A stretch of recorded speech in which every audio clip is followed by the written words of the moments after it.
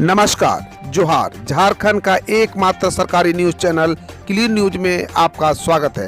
समस्या किसान से जुड़ा हो या हो पारा शिक्षकों का मुद्दा, हर खबर पर होगी हमारी पैनी नज़र। सभी खबर सिलेक्टेड और काम की है, तो वीडियो के अंत तक बने रहें। साथ ही आप न्यूज को किस गांव या शहर से देख रहे हैं, हमें कमेंट में ज़रूर बताइए। आज का लाइक हम 100 रखते हैं, उम्मीद है कि आप इसे पूरा करेंगे।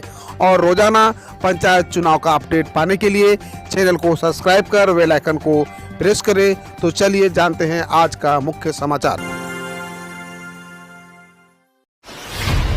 गांव-गांव तक पहुंच रही है झारखंड सरकार की योजनाएं। सीएम हेमंत सोरेन बोले, महिला समेत युवाओं को स्वावलंबी बना रही है सरकार। झारखंड के मुख्यमंत्री हेमंत सोरेन ने राज्य सरकार की जन कल्याणकारी योजनाओं को गांव-गांव तक पहुंचाने की बात कही है। साथ ही कहा कि राज्य सरकार की पहली प्राथमिकता विकास के साथ साथ महिला समेत युवाओं को आत्मनिर्भर बनाना है। संथाल के महिला और युवाओं को रोजगार के लिए 25 लाख रुपए दिए जा रहे हैं, ताकि राज्य के विकास में सहभागी बनकर खुद स्वावलंबी बन सके। झारखंड में अब 2 नहीं 3 एक्सप्रेसवे रांची को बिहार, बंगाल और ओडिशा से मिलेगी डायरेक्ट कनेक्टिविटी। केंद्र सरकार पूरे देश में ढांचागत बदलाव को लेकर एक तरफ से अभियान चला रही है। इसी कड़ी में झारखंड में 2 नए एक्सप्रेसवे के निर्माण कराए जाएंगे। यह भारतमाला प्रोजेक्ट के तहत होगा। पहला ओडिशा के संबलपुर से रांची तक एक्सप्रेसवे बनेगा। इसकी कुल लंबाई 146.2 किलोमीटर है। दूसरा छत्तीसगढ़ के रायपुर से गुमला रांची होते हुए धनबाद तक सड़क बनाने की योजना है। इसके तहत ओरमांझी से गोला होते हुए बोकारो तक की एक्सप्रेसवे बनाने की योजना है। इसकी लंबाई करीब 700 किलोमीटर होगी। इसके अतिरिक्त एक रक्सौल हल्दिया एक्सप्रेस भी है, जो बिहार से चलकर झारखंड में प्रवेश कर पश्चिम बंगाल के हल्दिया तक जाएगा। झारखंड में गरीबों पर टूटा है कोरोना का कहर, जानिए WHO की रिपोर्ट। झारखंड में कोरोना के नए वेरिएंट ओमिक्रॉन की आशंका के बीच वर्ल्ड हेल्थ ऑर्गेनाइजेशन की एक रिपोर्ट से चौंकाने वाला खुलासा हुआ है। रिपोर्ट के मुताबिक झारखंड में कोरोना से मरने वालों में आधे से अधिक गरीबी रेखा से नीचे जीवन यापन करने वाले लोग थे।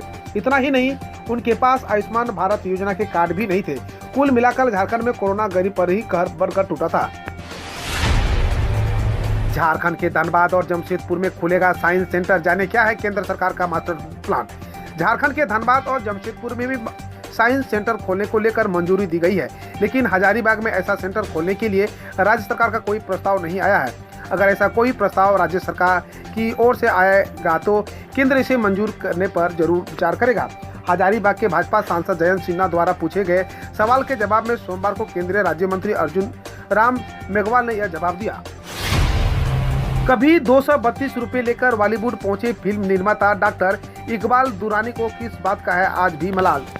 झारखंड के पूर्वी सिंहभूम जिले के पोटका प्रखंड के तेतला पंचायत भवन में विधायक संजीव सरदार की पहल पर बॉलीवुड के जाने माने फिल्म निर्माता, निर्देशक और पटकथा लेखक डॉक्टर इकबाल दुरानी का सीधा संवाद कार्यक्रम आयोजित किया गया। इस कार्यक्रम में उन्होंने कहा कि वह आज से 4 दशक पूर्व 232 रुपए लेकर मुंबई गए थे और बॉलीवुड में काम शुरू किया था। उन्होंने अजय देवगन, अक्षय कुमार, शाहरुख खान, मम्मूटी, नागार्जुन जैसे कलाकारों को पहली फिल्म देखकर आगे बढ़ाया और आज ये सभी सुपरस्टार है। लेकिन एक बात का उन्हें मलाल है कि एक भी आदिवासी मूलवासी को वो बॉलीवुड नहीं ले जा पाए। फिल्म घाटशिला पर वेब सीरीज के जरिए वे इसे पूरा करना चाहते हैं।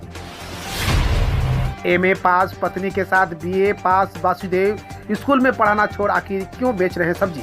झारखंड के बोकारो जिले के गोमिया प्रखंड के अंतर्गत कुंदा पंचायत के स्वर्गीय लाटो महतो के इकलौते पुत्र वासुदेव महतो उम्र 35 वर्ष व पुत्र वधु नूनीवाला कुमारी गोमिया चौक पर सब्जी बेचने पर विवश है। नूनीवाला कुमारी रूरल डेवलपमेंट में पोस्ट ग्रेजुएट है। वो इनके पति वासुदेव महतो पॉलिटिकल साइंस में स्नातक है। सरकारी नौकरी के लिए दोनों ने काफी प्रयास किया पर नौकरी नहीं मिल पाई। अब अपने बच्चों को बेहतर शिक्षा देने व परिवार चलाने के लिए सब्जी बेच रहे हैं। सर्व शिक्षा अभियान के तहत नहीं मिली गड़बड़ी, अब सूद सहित करना होगा 16.52 करोड़ का भुगतान।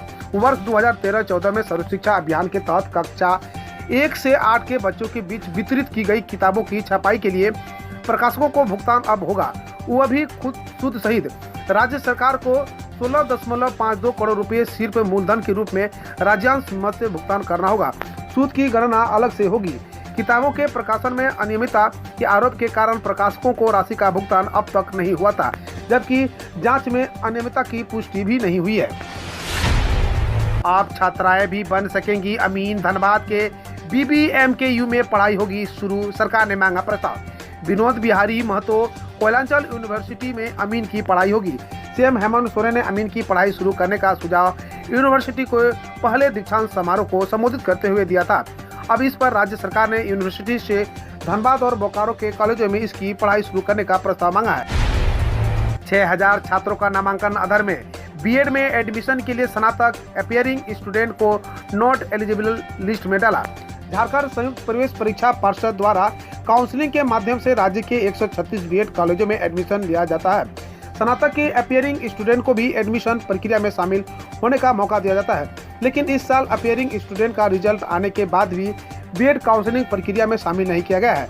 इन छात्रों के आवेदन को नॉट एलिजिबल लिस्ट में डाल दिया गया है। इन कारण अपियरिंग स्टूडेंट में काफी नाराजगी है।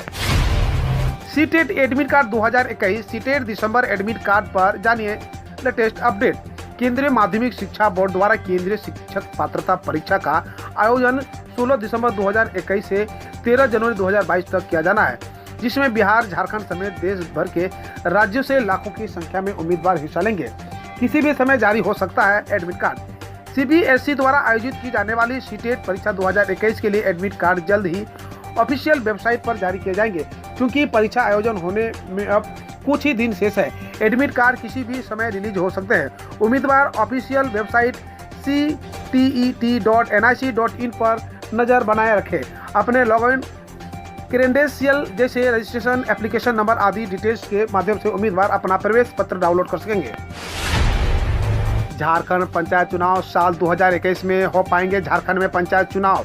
भाजपा हेमंत सरकार पर लगा चुकी है गंभीर आरोप। झारखंड में इस साल पंचायत चुनाव होने के आसार नजर नहीं आ रहे हैं। नवंबर का महीना बीतने के बाद दिसंबर महीने का पहला सप्ताह बीत चुका है। ऐसे में नगर पंचायत चुनाव की योजना भी जाती है तो इस साल चुनाव संपन्न नहीं हो पाएंगे। साल 2020 में कोरोना की वजह से पंचायत चुनाव टाल दिया गया था। माना जा रहा था कि साल 2021 में पंचायत चुनाव हो पाएगा, लेकिन अब इस बात की उम्मीद भी खत्म होती जा रही है कि पंचायत चुनाव न होने को लेकर बीजेपी लगातार हेमंत सोरेन सरकार पर हमला बोल रही है। हाल ही में राज्य के निर्वाचन आयुक्त डॉक्टर DK तिवारी ने अधिकारियों और जिला पंचायत राज्य पदाधिकारियों के साथ बैठक कर पंचायत चुनाव की तैयारी की समीक्षा भी की। सुहाग रात में पति ने पत्नी के सामने रखी शर्त, IAS बनकर दिखाओ नहीं तो रिश्ता खत्म। जानिए फिर क्या हुआ। झारखंड के जमशेदपुर से एक हैरान करने वाला मामला सामने आया है। यहाँ एक शख्स ने सुहाग रात में ही अपनी पत्नी के सामने ऐसी शर्त रख दी जिससे मामला तलाक तक पहुँच गया। पत्नी ने इंसाफ के लिए कोर्ट का दरवाजा खटखटाया। हैरान की बात है कि ये शादी के बाद पति पत्नी एक दिन साथ नहीं रहे। मामला पूर्वी सिंहभूम के पोटका थाना इलाके का है। चुनाव आयोग ने देवघर DC मंजुनाथ भजंत्री को हटाने का दिया आदेश। गोड्डा सांसद के खिलाफ FIR मामले में माना दोषी। भारत के चुनाव आयोग ने देवघर DC मंजुनाथ भजंत्री को पद से हटाने का आदेश दिया है। आयोग ने मुख्य सचिव को पत्र लिखकर 15 दिनों के अंदर आरोप पत्र गठित करते हुए DC पर अनुशासनात्मक कार्रवाई करने का भी निर्देश दिया है। साथ ही कहा कि आयोग की सहमति के बिना श्री भजंत्री को भविष्य में चुनाव से संबंधित किसी तरह के कार्य में नहीं लगाया जाएगा। चुनाव आयोग ने मंजुनाथ भजंत्री को गोड्डा के सांसद डॉक्टर निशिकांत दुबे पर एक ही दिन में 5 थानों में FIR दर्ज कराने के मामले में दोषी माना है। सालाना 5 लाख से अधिक इनकम पर झारखंड प्रोफेशनल टैक्स हुआ अनिवार्य। हजारीबाग चतरा में जागरूकता अभियान शुरू। सालाना 5 लाख से अधिक कमाई करने वाले सभी व्यक्ति एवं व्यापारी झारखंड प्रोफेशनल टैक्स के दायरे में है। सभी से उनकी लायबिलिटी के अनुसार झारखंड प्रोफेशनल टैक्स लेने की तैयारी में राज्य वाणिज्य कर ने हजारीबाग चतरा में जागरूकता अभियान शुरू कर दिया है। इसमें tax payer, chamber of commerce, professional tax practitioner, अधिवक्ता, चार्टर्ड अकाउंटेंट एवं आजीविका वृत्ति करने वाले व्यक्तियों को झारखंड प्रोफेशनल टैक्स देने के लिए प्रेरित करने एवं टैक्स नहीं देने वाले को होने वाले नुकसान की जानकारी से अवगत कराया जा रहा है। बालू माफियाओं के हौसले बुलंद, दिन के उजाले में कर रहे अवैध कारोबार, इन्हें है किसका संरक्षण। झारखंड के रामगढ़ जिले के पतरातू प्रखंड समेत आसपास के क्षेत्र में दामोदर नदी से बालू उत्खनन जोरों पर है। बालू का अवैध कारोबार करने वाले दिन के उजाले के साथ साथ रात के अंधेरे में भी नदियों से बालू का उठाव करा रहा है। इस बार बालू पर रोक लगाने में खनन पदाधिकारी समेत स्थानीय प्रशासन विफल साबित हो रहा है। इससे राज्य सरकार को लाखों का राजस्व का चुनाव लग रहा है। ट्रैक्टर ड्राइवर और मालिक की माने तो अधिकारियों को मैनेज कर वे पालू ढुलाई कर रहे हैं। झारखंड में नक्सलियों के खात्मे के लिए सरकार कृत संकल्प बनाई गई रणनीति। झारखंड में नक्सली संगठनों पर लगाम लगाने के लिए उग्रवादियों की संपत्ति जब्त की जाएगी। वहीं अब कोयला तस्करों पर भी कड़ी कार्रवाई होगी। यह आदेश झारखंड के डीजीपी नीरज सिन्हा ने सभी जिलों के एसपी को दिया है। उन्होंने यह आदेश राज्य भर के पुलिस अधिकारियों के साथ वीडियो कॉन्फ्रेंसिंग के जरिए हुई बैठक में दिया। अब खबर देश विदेश और देश की विभिन्न योजनाओं से। गोवा के पूर्व मुख्यमंत्री और कांग्रेस नेता रवि नाइक ने विधायक पद से दिया इस्तीफा। गोवा के पूर्व मुख्यमंत्री रवि नाइक ने मंगलवार को राज्य विधानसभा और कांग्रेस की प्राथमिक सदस्यता से इस्तीफा दे दिया है। उनके इस्तीफे के बाद राज्य विधानसभा में कांग्रेस विधायकों की संख्या घटकर 3 रह गई है, जबकि 2017 के विधानसभा चुनाव में कांग्रेस 17 सीट जीतकर सबसे बड़ी पार्टी बनी थी। बकौल रिपोर्ट्स नाइक बीजेपी में शामिल हो सकते हैं। राहुल गांधी ने लोकसभा के पटल पर रखी किसान आंदोलन में मरने वाले किसानों की सूची। कांग्रेस नेता राहुल गांधी ने कृषि कानूनों के खिलाफ आंदोलन के दौरान मरने वाले किसानों की सूची मंगलवार को लोकसभा के पटल पर रखी। बकौल राहुल, पंजाब सरकार ने लगभग 400 किसानों के परिजनों को 5 लाख मुआवजा दिया। उनमें से 152 को रोजगार भी प्रदान किया और कांग्रेस ने हरियाणा में 70 किसानों की सूची भी बनाई है। प्रधानमंत्री नरेंद्र मोदी ने कहे, लाल टोपी वाले यूपी के लिए रेड अलर्ट है, यानी खतरे की घंटी। प्रधानमंत्री नरेंद्र मोदी ने गोरखपुर यानी उत्तर प्रदेश में मंगलवार को सपा का नाम लिए बिना कहा, लाल टोपी वाले यूपी के लिए रेड अलर्ट है, यानी खतरे की घंटी है। उन्होंने कहा, आज पूरा प्रदेश भली भांति जानता है कि लाल टोपी वालों को लाल बत्ती से मतलब है। उन्हें घोटालों के लिए और माफियाओं को खुली छूट देने के लिए सत्ता चाहिए। मध्य प्रदेश पंचायत चुनाव पहले चरण में इन 85 विकास खंडों में होगा मतदान। चेक करें अपना क्षेत्र। मध्य प्रदेश में पंचायत चुनाव का बिगुल बज चुका है। 3 चरणों में होने जा रहे इस चुनाव के लिए राज्य निर्वाचन आयोग की ओर से तैयारी भी शुरू हो गई है। आइए हम आपको बताते हैं कि मध्य प्रदेश में वो कौन से विकास खंड है जहां पर मतदान पहले चरण में किया जाएगा और उनकी संख्या कितनी है, आगे जानिएगा। हम रोज ऐसे ही न्यूज लाते रहेंगे, तो यदि आपने अभी तक क्लीन न्यूज को सब्सक्राइब नहीं किया है तो पहले फटाफट सब्सक्राइब कर लें, साथ ही बेल आइकन को दबा दें ताकि कोई अपडेट मिस ना हो।